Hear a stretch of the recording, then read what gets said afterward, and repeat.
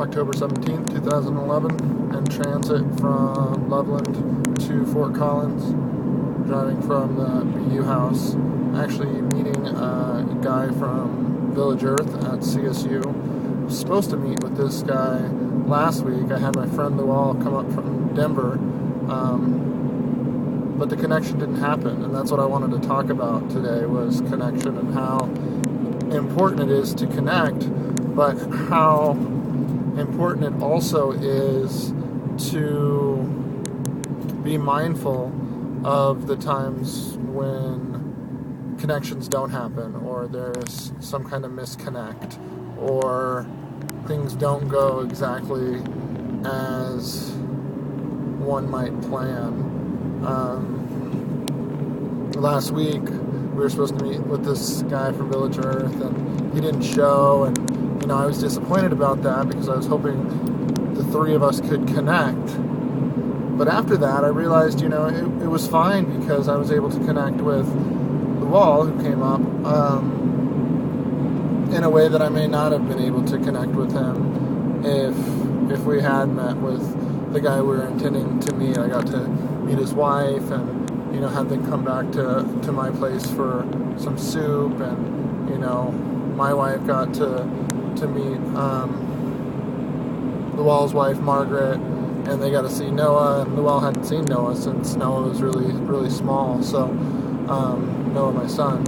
and so that was all really cool. But I started thinking about how in the times when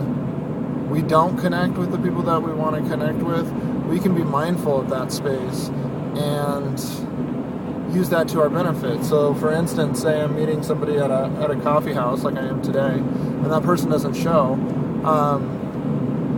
There has been times in my life where I've gotten disappointed, and I've been upset because the person stood me up or whatever. But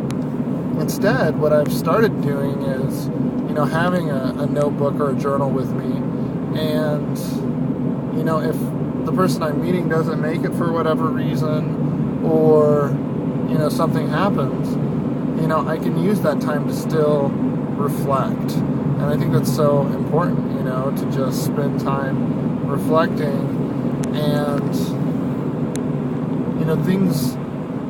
things don't go always as I plan them to go, and I have a lot of pockets of space, so I try to, I'm using my iPhone now to record a reflection, but I also try to keep a pen and a paper handy, so that in those times of misconnections with other people, so to speak, I can have a direct connection at any point in time with myself or with God, for that matter, a spiritual connection, however you identify with that. But I think that's really important, to be mindful of the spaces of misconnection, as I'm terming them now, and finding those pockets of perhaps unexpected connections that are all around us, even when the connections that we may want to happen in a given moment don't happen at that very moment in time. So this idea of being mindful of the connections found within the spaces of misconnection.